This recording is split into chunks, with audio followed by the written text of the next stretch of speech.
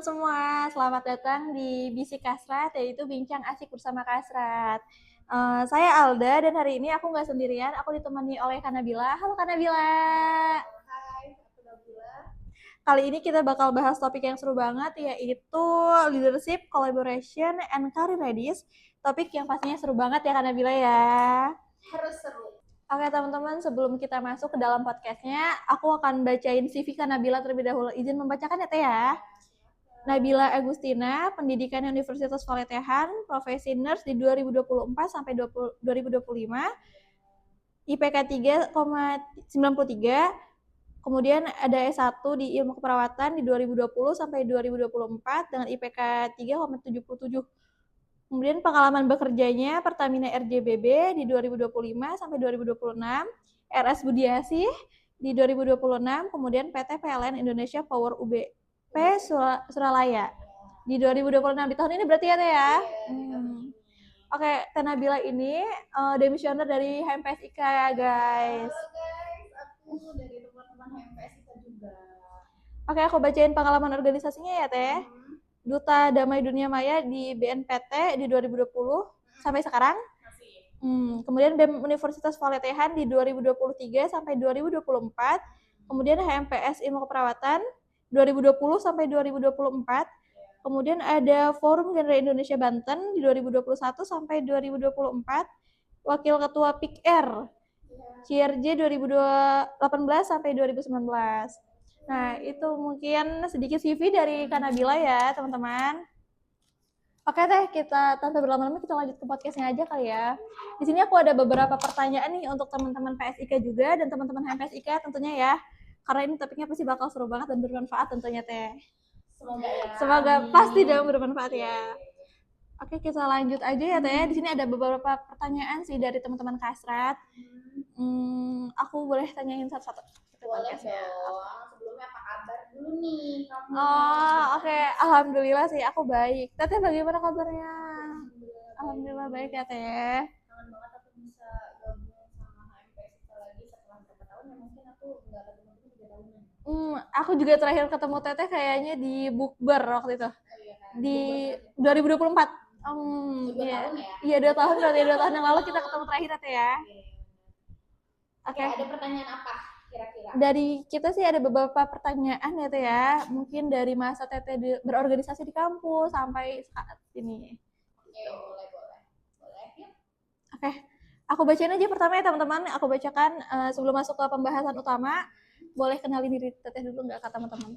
Iya, hai teman-teman, seperti yang tadi disampaikan oleh Alda ya. Iya, betul. Oleh Alda, kalau misalnya ya aku sekarang officially sudah menjadi nurse Nabila Agustina. Wah. Kemudian apa ya? Sekarang kesibukanku, aku tinggal di Kota Serang. Oh, di Kota Serang. Asli Serang Teteh. Asli Serang ya. Terus kuliah aku di Valetehan, S1 Valetehan, profesi di Valetehan, kemudian sekarang lagi sibuk, kalau lagi sibuk ya sibuk kerja ya dari Senin sampai Jumat, Sabtu Minggu libur. Sekarang lagi libur, makanya ketemu kalian, nih bisa ketemu kalian, happy banget. Udah ya mungkin itu kesibukanku hari-hari ya kerja. Nah, kerja ya Teh. Karena Teh Nabila ini sudah menjalankan S1 dan profesi nurse. Di Valetehan juga ya Teh ya. Kalau boleh tahu saat ini bekerja sebagai apa dan bagaimana gambaran pekerjaan Teteh Nabila? Kalau kita ngomongin tentang pekerjaanku ya, disclaimer sih sebetulnya aku tuh sempat jadi perawat di rumah sakit. Oke. Kita pertanyakan ke dahulu ya Teh ya, boleh. Dulu tuh di rumah sakit, dulu sempat di Budiasih selama probation aja sih. Jadi setelah aku probation, aku nggak melanjutkan kontrakku. Nah sekarang aku kerja di salah satu perusahaan, yaitu di PT PLN Indonesia Power UBP Suralaya, itu pembangkit Jawa Madura Bali yang ada di Merak, Cirebon. Jadi aku sekarang kerja di sana. Terus kalau misalnya ditanya aku kerja sebagai apa, aku kerja sebagai perawat. Nah terus kok perawat ngapain aja sih Kak? Gitu. Betul. Di sana aku beneran jadi perawat, ngejalanin sebagai perawat pelaksana, tapi sub dari perawatnya aku fokus buka juga. Jadi aku kalau ditanya perawat lapangan, aku perawat lapangan. Oke, berarti melanjutkan di profesinya ya di PT PLN itu. Oke. Sehari-hari ya ketemu sama para pegawai. Fokusku adalah kesehatan para pegawai. Oh, oke. Tapi sejauh ini mungkin dari Tete Nabila itu pekerjaannya itu ya di dalam lapangan kah atau bagaimana kah? Oh, kalau aku udah pasti, aku tuh di lapangan. Oh, di lapangan, langsung ke lapangan itu ya. Aku langsung di lapangan. Untuk suster yang di klinik ada lagi, itu berbeda lagi. Tapi kalau aku memang fokusnya di lapangan gitu. Jadi aku yang ke lokal. Kalau kita sih biasanya kadang ada yang tahu site ya. Kalau di tambang mungkin kayak site gitu ya. Kalau aku sih biasa menyebutnya sama rekan-rekanku yang lainnya juga itu kita ke lokal. Jadi unit di sana itu aku kebetulan di pembangkit 1 sampai dengan 7 pembangkit. Jadi ada jadwalnya, aku tuh ke unit-unit gitu. Mengelilingi unit itu ya, Teh? Iya. Oke. Nah, di sana tuh kalau nggak salah ya, sekitar luas banget lahannya. Jadi nggak bisa ditempuh dalam sehari. Biasanya fokus satu unit aja itu luas banget. Jadi ke unit berikutnya gitu sih. Sehari-hari itu kayak gitu. Terus kalau misalnya ngapain aja sih Kak? Ya itu ngecek kesehatan, screening PTV. Kalau teman-teman tahu PTV iya. Gitu. Biasa kita lakukan. Jadi kalau misalnya di PTV-nya ada yang nggak abnormal, kita panggil. Udah kita panggil, kita benahi dulu si pegawai ini sampai benar-benar fit. Kita kan nggak mau ya kalau misalnya pada saat kerja ternyata ada yang kurang sehat, iya. Tiba-tiba pingsan gitu kan. Itu kekhawatirannya kayak gitu. Jadi kita meminimalisir hal-hal yang tidak diinginkan pada saat terjadi pada saat pegawai sedang bekerja itu sih. Oh, oke. Bisa sedikit cerita nggak Teh nih perjalanan singkat dari mahasiswa hingga berada di posisi sekarang? Singkatnya, aku jadi mahasiswa. Jadi mahasiswa ya sama kayak kalian lah, jalanin dan ngelewatin fase-fase yang pusing sampai menyerah juga itu udah sering banget. Cuman balik lagi ya, namanya kita mau lulus dengan nilai yang terbaik, ya fokus untuk ngajar, fokus untuk belajar gitu. Apa tadi? Sorry. Mas, perjalanan singkatnya ceritain. Jalannya terlalu banyak. Apa dong? Biasanya ada tuh yang beberapa yang terkenang kayak ngerasa lagi di fase mungkin pas profesi nurse kah atau pas setelah profesi nurse untuk mencari pekerjaan kah gitu loh. Kalau aku tuh tipe yang jalanin aja nanti juga berlalu. Terus kalau misalnya pasang surutnya banyak deh kayak kalian lah, kayak kamu juga lah sekarang lagi ngerasain di fase yang gimana ya, sulit gak sih? Oke Teteh, aku akan bacain pertanyaan kedua ya.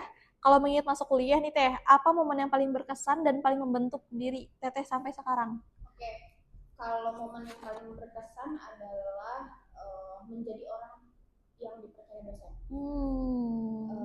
Itu paling berkesan sampai dengan sekarang tuh, itu paling berkesan untuk aku. Soalnya gini, nggak semua orang bisa kayak gitu. Jadi kalau dulu aku ngelewatin fase-fase kayak kalian ya, susah banget yang namanya, aku tuh nggak ngerti di dunia keperawatan, nggak ngerti, aku pusing, mau nanya ke siapa, dibilang temen ya aku nggak punya game gitu kan. Akhirnya aku tipe yang kalau sama dosen yang galak aku penasaran gitu. Jadi aku tipe yang ekstrim juga ya berarti Teh Nabila ya, maksudnya aku pengen deket, mencoba untuk meluluhkan dosen-dosen killer gitu ya. Nah aku coba pengen deket, ternyata ya itu hanya galakan mereka untuk membentuk kita gitu. Dan setelah pendekatan itu ya kita jadi dekat. Teteh jadi tahu pribadinya ya, ternyata pribadi lebih mendalamnya tidak menakutkan itu.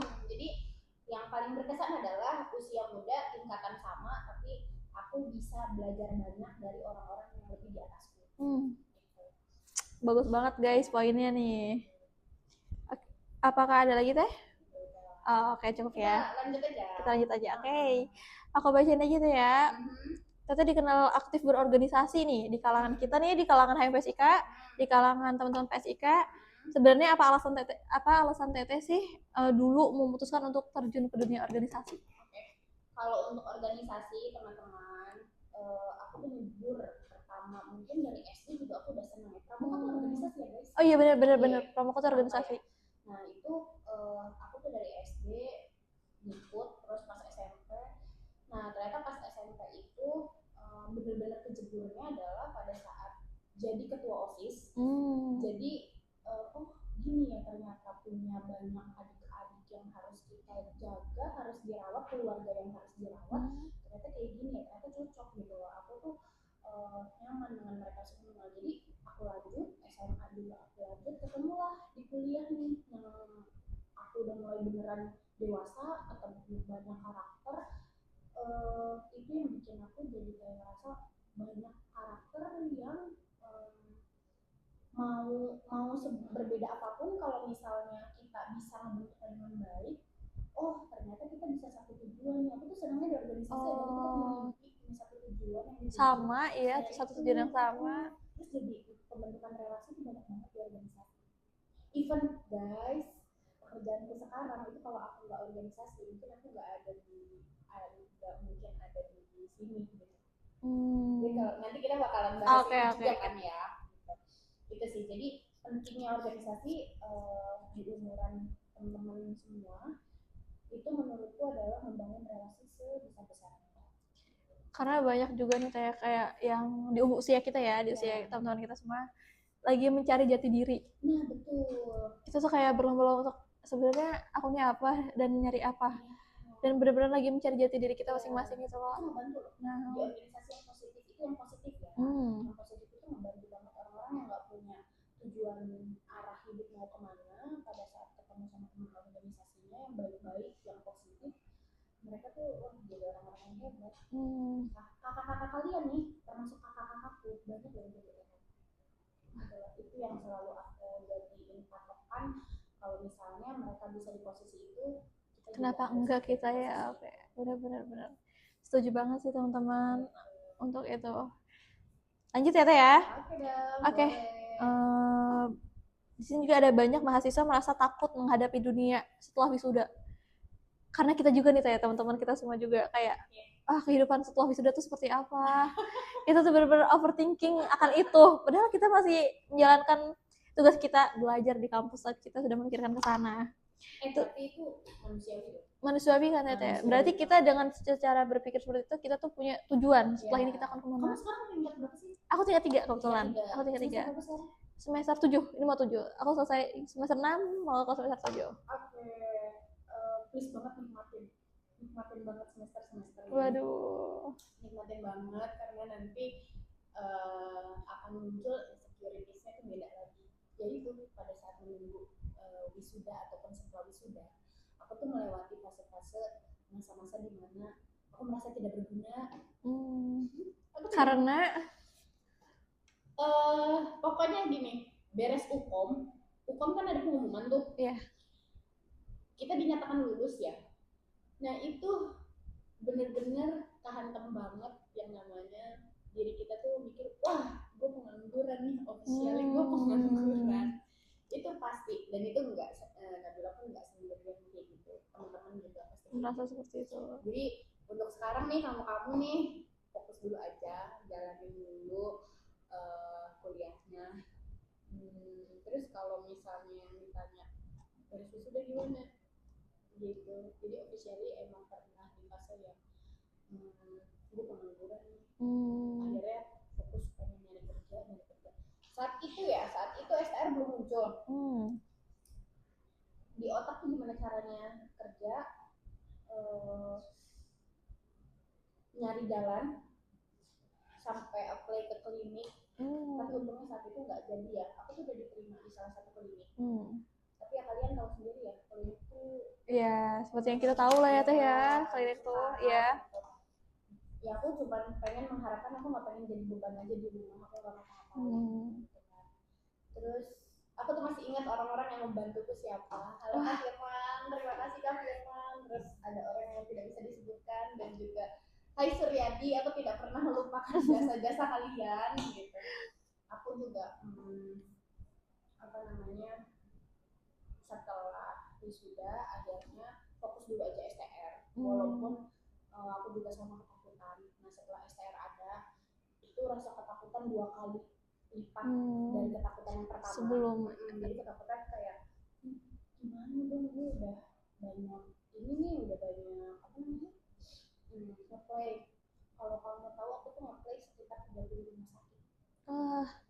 30 mungkin 20 rumah sakit, selebihnya 10-nya itu ya tempat-tempat yang selain rumah sakit ya, kayak volunteer segala macam. Cuman qadarullah ya, nggak ada yang kepanggil gitu kan. Nah tadi kenapa aku tuh nggak melupakan orang-orang yang tadi aku sebutkan. Aku chat seniorku di HMS Sika, aku mau kerja, aku mau kerja, kapan dong ada apa namanya, apa aja deh, aku mau ngerjain apa aja deh. Di saat itu aku menghubungin Kak Firman sama Suryadi, aku mau kerja apa aja gitu. Mereka nyemangatin aku, dan tiba-tiba aku tuh beberapa bulan kemudian aku dihubungin sama salah satu dari mereka gitu, dia siap buat kan enggak gitu kan. Oh ya siap gitu, gimana aku bilang gitu, dan mengharuskan aku ke Bogor, waktu itu ke Ciawi. Udah aku di sana, aku di Ciawi selama 1 bulan, aku kerja, aku happy, aku ngekos gitu. Ya udah di situ pertama kali aku kerja RJBD itu. Nah itu aku pertama kali kerja itu thankfully banget ketemu sama Kak Firman tuh, dia baik banget ya udah. Terus beres aku nganggur lagi dong, akhirnya aku nganggur beli asli dipanggil. Terus nggak usah khawatir, rezeki itu ada takarannya. Benar banget.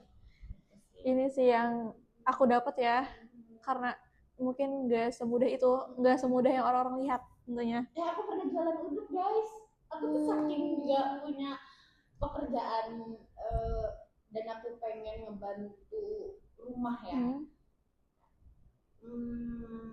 Sambil nunggu, aku pernah di fase yang aku jualan, aku bikin kantin sekolah, itu aku pernah. Jadi bisa malu lah. Iya benar banget.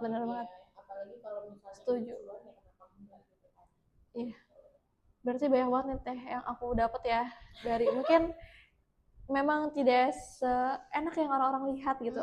Dan betul. ada fase di mana kita tuh harus berjuang dan merasakan itu dulu, baru kita merasakan. Jadi nggak usah khawatir ada kan itu ada rasanya, benar-benar ada masanya.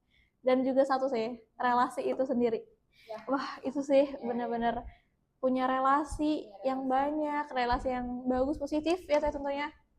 Itu sih yang bikin kita jadi gampang untuk melangkah, mempermudah untuk melangkah, benar-benar. Oke, kita lanjut ya Teteh. Aku bacain dulu. Teteh bisa ceritakan nggak gimana perjalanan karir Teteh hingga akhirnya bisa bekerja di PLN? Oh sekarang ya, di PLN yang sekarang. Nah tadi yang aku bilang relasi itu ya, maksudnya relasi adalah aku bisa sekontak sama kamu, itu sebuah relasi untuk aku gitu. Nah kalau kenapa bisa kerja di PLN, ini sebenarnya secara nggak sengaja. Satu, secara nggak sengaja. Kedua, aku percaya ya tadi itu rezeki ya. Jadi gini, pertama PLN itu buka rekrutmen, aku tuh cuma ngeliat di status teman-teman. Jadi di status teman-teman saat itu aku kan alumni BEM ya. Yeah. Nah teman BEM aku tuh ada yang share bikin status itu. Bikin status itu, SS-an menyebar kemana-mana. Tapi kalau kata teman-teman sih sebenarnya di grup alumni ada. Aku kurang beruntung aja tidak masuk ke grup alumni gitu ya. Cuma nggak apa-apa. Nah itu jadi itu pas status baru banget di share, aku tuh nggak mikir lama, aku buka handphone tuh, aku kirim CV yang ada di handphone, aku kirim di nomor kontak tersebut, terus aku diarahin sama orang yang bikin status itu untuk ngirim lagi ke nomor yang lain. Nah jadi saat itu aku sebenarnya nggak percaya dirinya karena aku ikut pelatihan perpres ya, kalau kita perpres ya. Nah itu belum mulai, perpres itu belum dimulai, ditambah apa sertifikatnya belum keluar gitu, aku lupa ya. Jadi aku nggak percaya diri, tapi sempat nggak percaya diri, tapi udah gas aja gitu. Ya udah deh, iya. Aku kirim, aku jelaskan proses gini. Aku tuh dibalas, tapi nggak expect bakalan dipanggil untuk wawancara. Pikir ya udah dibalas aja, jadi dibalas. Oh iya mbak, baik, gini, responnya ya netral lah gitu kan. Aku tungguin nggak ada panggilan, teman-teman nggak ada panggilan. Terus sampai akhirnya tiba-tiba aku ditelepon terus aku di chat, ternyata di situ lagi wawancara, lagi interview gitu lah ya, mereka nunggu aku untuk datang. Kebetulan aku lagi di luar, aku lagi di luar dan handphone itu nggak aku cek aktif lagi. Pas aku cek setelah 3 jam kemudian, aku beranikan balas karena aku udah tahu aku udah melewati kesempatan itu. Iya. Berarti yang namanya rezeki. Wah. Tiba-tiba pada saat aku chat, Bapak punten sudah selesai aku interviewnya. Aku beranikan itu malam. Jadi aku dibalas cuma ya udah mbak, next time. Oke. Enggak nih. Iya. Enggak masuk nih gitu. Sampai akhirnya aku jalan pulang aku tatapan kosong, dimana sebenarnya salah satu PT ini salah satu yang aku pengen gitu kan. Pengen ya udah aku kosong. Enggak tahu kenapa aku ke pinggir jalan, aku cek handphone. Lagi pengen cek handphone. Itu insting sih teh ya, biasanya itu insting, bener-bener. Aku ditanya, lokasi di mana? Aku bilang di sini. Bisa ke sini enggak? Itu jauh posisinya, jauh. Terus aku dengan menyambut diriku, baik pak, bisa paling terlambat 1 jam sampai sana. Bisa nggak lebih cepat lagi? Baik pak, 30 menit. Itu perjalanannya nanti dari kota Serang, aku ke Cilegon. Dan aku belum siap-siap. Wah, bener banget sih. Aku kerasa banget nih vibes waktu itu, bener-bener. Udah, beres dari situ, pas aku taksi, wah ciut aku ciut, soalnya pas ngeliat temen-temenku yang cantik, Hebat. terus kakak-kakak tingkatku gitu kan, itu ada di situ, mereka tes. Sedangkan aku yang ngos-ngosan ini baru datang gitu kan, serasa kayak nggak disiplin gitu. Aku disodorin, aku psikotes lah, ngisi soal segala macam. Sampai akhirnya tanpa persiapan waktu itu, karena seburu-buru itu. Persiapan gitu kan. Nah, udah wawancara, oke deh. Pas wawancara selesai, tiba-tiba bahasa Inggris. Oke, gitu. Ya udah, dilewatin. Maksudnya ya mencoba untuk melewati itu, ternyata ya terlewati. Udah, terus nggak ada kabar. Aku pikir aku nggak diterima. Nggak ada kabar, nggak diterima. Aku ini siapa gitu. Sebulan setengah kayaknya, tiba-tiba aku dihubungin lagi. Dan posisinya aku nggak mau berharap di satu pekerjaan. Iya. Jadi aku sebenarnya udah mau tekan kontrak sama perusahaan yang lain, tapi aku nggak cocok dengan perusahaannya. Akhirnya aku mengundurkan diri lagi. Aku masuk ke BDASI. Masuk ke BDASI, aku dihubungin kalau aku diterima. Aku diterima di PLN ini. Terus aku dengan berat hati aku mengundurkan diri. Di BDASI. Mengundurkan diri. Ternyata ya udahlah, di ACC lah aku mengundurkan diri gitu. Pas aku beres di BDASI probation selama 3 bulan, aku dihubungin lagi. Aku dihubungin lagi, nggak bisa join nggak, gini. Ya udah, aku tanpa berpikir panjang, aku sudah melewati menjadi perawat pelaksana di rumah sakit seperti apa. Sudah tahu ya. Sudah tahu. Aku resign baik-baik dari rumah sakit. Aku kembali ke aku balik ke PLN. Wah, itu waktunya lama berarti ya, lumayan ya. Iya, gitu sih. Sebulan setengah gitu. Wah. Perjalanannya 3 bulan. Perjalanannya 3 bulan dulu, 3 bulan. Aku apply sampai keterima itu, dipanggil lagi. Ya itu rezekiku memang. Wah, qadarullah berarti. Mungkin ini udah rezekiku ya, makanya balik lagi. Padahal aku sempatnya waktu pas aku nolak, cuman ya aku profesional aku nggak mau ninggalin rumah sakit karena aku baru masuk rumah sakit kan 1 bulan.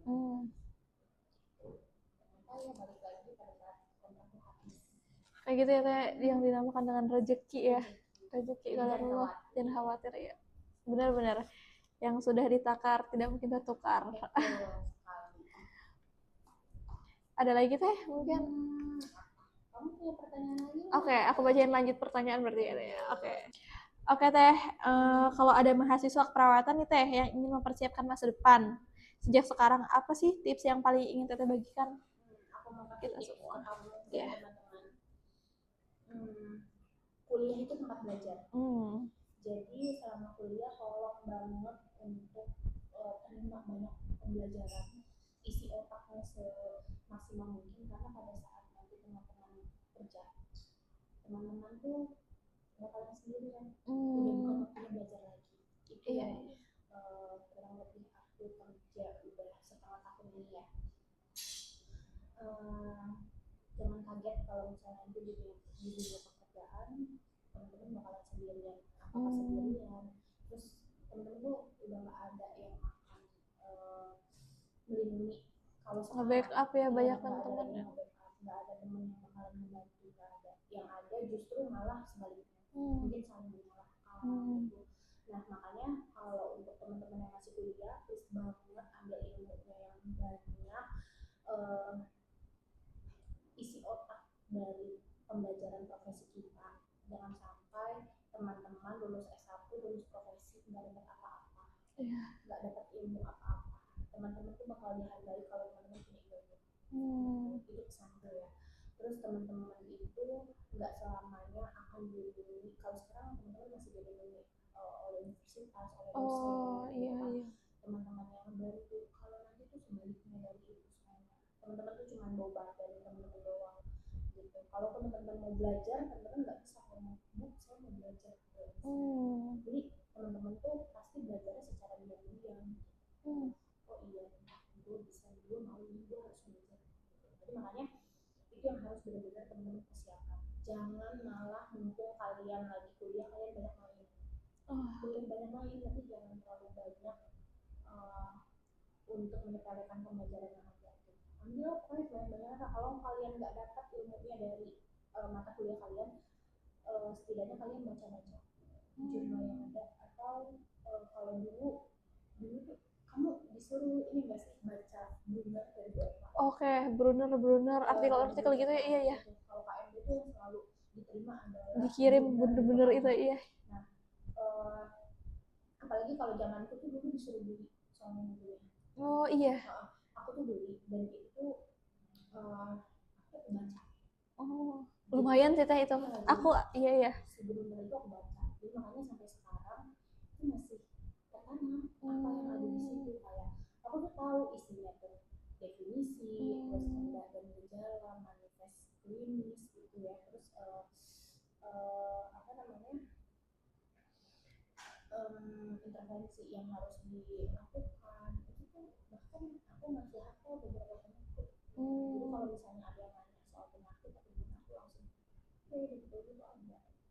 Kita bisa jawab. Iya benar. Tipsku tuh itu. Jadi waktu belajar, waktunya teman-teman yang kerja, biar teman-teman udah punya bekal yang banyak. Iya, benar banget sih. Iya, benar banget. Kerasa banget sih teh kita kayak menggunakan fasilitas yang ada. Iya. Belajar semampu mungkin sih di waktu-waktu sekarang. Karena kapan lagi ya kalau nggak waktu sekarang itu. Betul. Iya. Kerasa banget sih benar-benar. Oke, aku lanjut ya teh ya. Sebagai penutup nih teh. Oke, udah penutup aja nih kita teman-teman. Apa pesan yang ingin teteh sampaikan kepada mahasiswa keperawatan yang sedang berproses? Mungkin masih merasa bingung tentang kedepannya. Kalau misalnya ngomongin tentang mahasiswa keperawatan ya, dari sekarang kalian cari jati dirinya, mau jadi perawat pelaksana di rumah sakit di dalam negeri atau di luar negeri, atau mau di luar dari rumah sakit gitu, mau lari ke perusahaan. Nah dari sekarang itu teman-teman please banget tentukan. Nah, teman-temanku tuh banyak yang bingung. Jadi teman-temanku tuh gini, melihat temennya bikin story jadi perawat pelaksana di rumah sakit, pengen. Masih bingung berarti. Bikin story di perusahaan, pengen. Jadi dia belajarnya nggak fokus ya, nggak satu tujuan, benar-benar. Cuma aku juga punya adik yang dia fokus, dia pengen, ya sekarang dia jadi perawat di luar negeri. Itu yang aku suka tuh dari orang-orang yang punya mimpi, orang-orang yang punya tujuan. Jadi ya kalau teman-teman punya tujuan, punya mimpi, itu ya ambisinya kuat deh. Habis-habisan deh guys. Nabila juga soalnya ada di titik kayak sekarang tuh untuk pelatihan sehabis-habisan itu juga gitu. Masih banyak loh pelatihan yang pengen Nabila coba iya. Itu sih, jadi pesanku jangan terlalu banyak main dengan orang-orang yang membawa ke hal yang negatif. Terus teman-teman fokus ke mimpi, lakukan dengan planning itu sih ya. Jadi kalau misalnya kita emang minatnya di PT ya, kita berusaha mencari tahu, belajar tentang kesana. Kalau di rumah sakit ya sebaliknya berarti ya. Oke. Berat diri, jangan lupa, itu yang paling penting, karena mumpung kalian masih muda lah, masih banyak yang akan tertarik dengan kalian pekerjaan ya. Iya.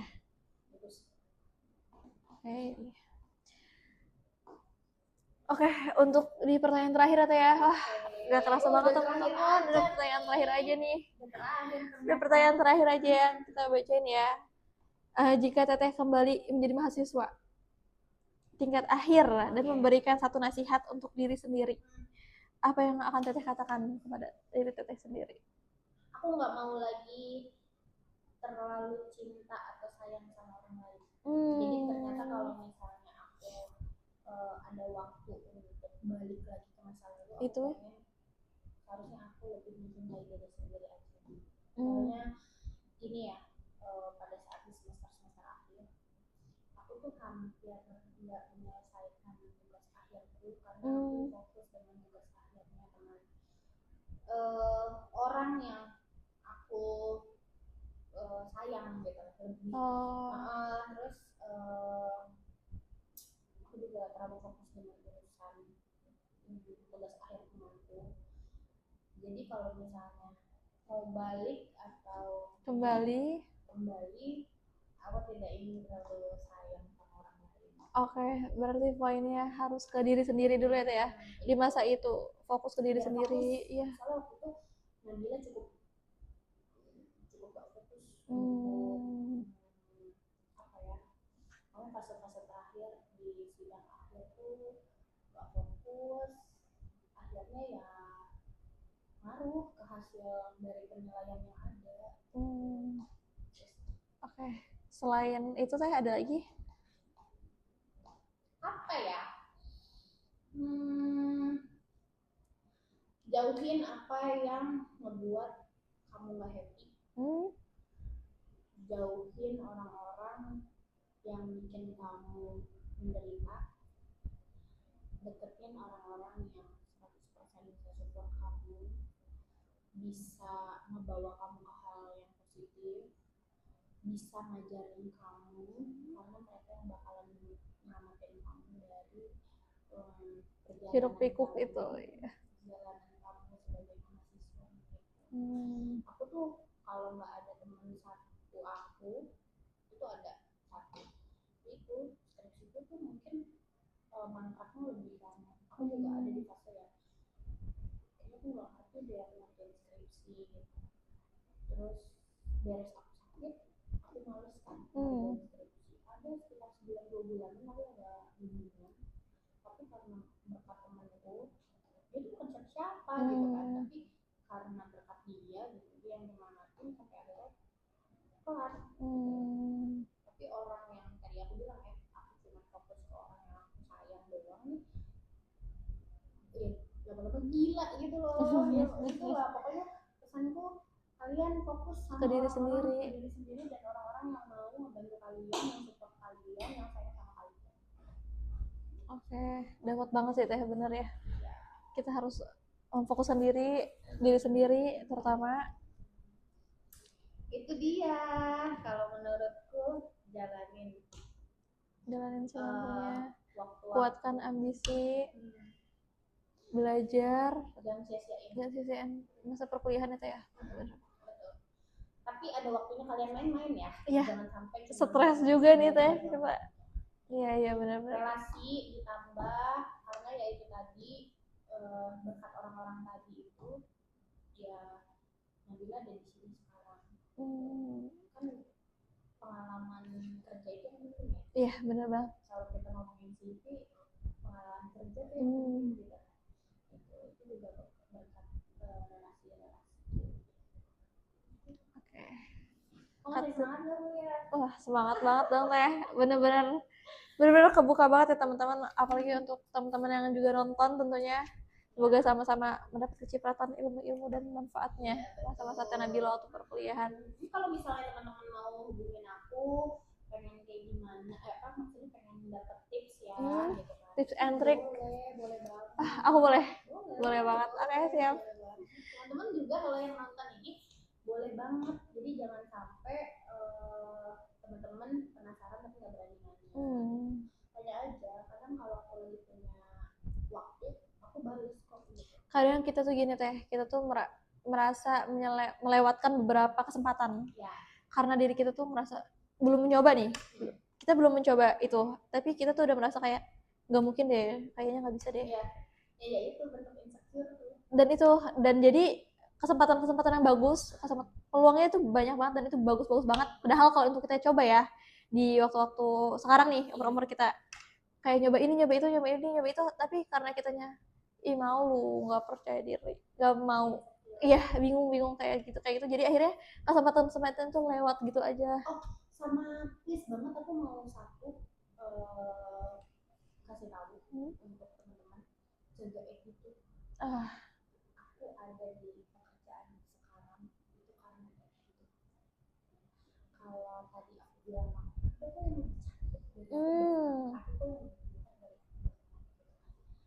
cuman kalau attitude nggak ada, itu susah untuk semua tempat ranah pekerjaan. Wah, berarti bener sih ya. Katanya akhlak itu lebih baik daripada ilmu. Mungkin karena seimbang.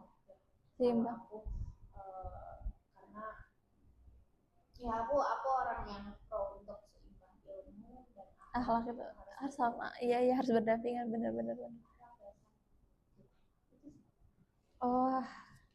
Dari itu supaya teman-teman menggapai kita tuh kayak jadi serius banget ya ini ya.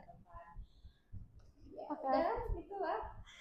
Iya akhirnya sadar ada aku ketemu temenku yang lu mau kapan, mau sampai kapan? Ada yang nyadari lagi. Ternyata kita tuh harus kayak begitu sih, tapi benar ada di tengah-tengah. Kadang kita menyadari orang tapi kita lebih tertapar sama yang nyadari datanya.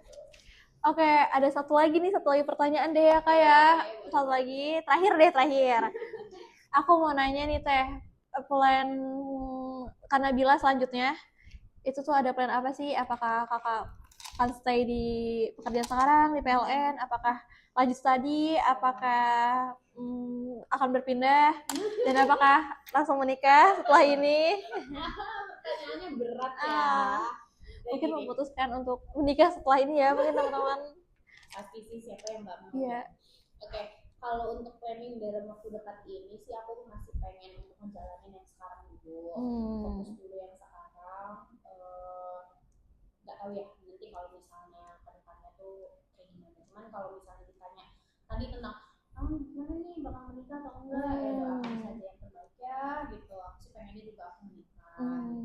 Kan lulus dari kita tuh jadi nakes tuh pasti umurnya udah pada matang. Iya, kan? Benar banget. Jadi waktu untuk main-mainnya tuh udah nggak ada gitu. Paling ya doakan saja kalau untuk pernikahan. Tapi kalau misalnya ditanya pengen lanjut studi atau enggak, itu pengen banget. Siapa sih yang nggak mau kita lanjut untuk S2 gitu ya.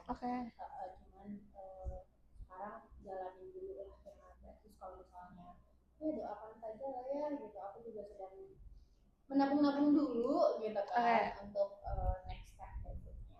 Oke, berarti ada ya teh ya. Setelah Harus ini harus ada. Kehidupan tuh selalu harus ada mimpi di depan. Jangan sampai nggak punya mimpi apapun. Iya, benar. Supaya kalian punya kehidupan yang jelas, yang nggak merasa hidup kalian akhirnya dipakai cuma untuk udahlah gimana nanti, Iya. Ya, semoga tadi yang apa aku ucapkan itu bisa sedikit membuat kamu makin cerah. Oh iya, memang harus dibarengi oleh mimpi gitu. Cita-cita itu harus dibarengi oleh mimpi. Oke teman-teman, Bisik Hasrat, mungkin karena waktunya udah 40 menit ya, kita nggak kerasa aja nih teh kita ngobrol podcast sampai 40 menit, kemudian ada banyak banget ya manfaat-manfaat yang udah diceritain oleh Nabila, kemudian perjalanannya dari masa perorganisasian sampai saat ini. Wah, makasih banget ya teh untuk berkenan hadir di Bisik Hasrat. Kapan undang aku lagi ya? Oke, siap. Kita akan mengundang untuk next time ya teh ya. Oke teh, semoga ini semua bermanfaat untuk aku dan teman-teman Bisik Hasrat yang lainnya, dan juga semoga mimpi-mimpi teteh planning selanjutnya segera Allah kabulkan ya, amin. Ya, amin mimpi kita ya teh ya. Oke teman-teman, mungkin segitu saja. Wassalamualaikum warahmatullahi wabarakatuh.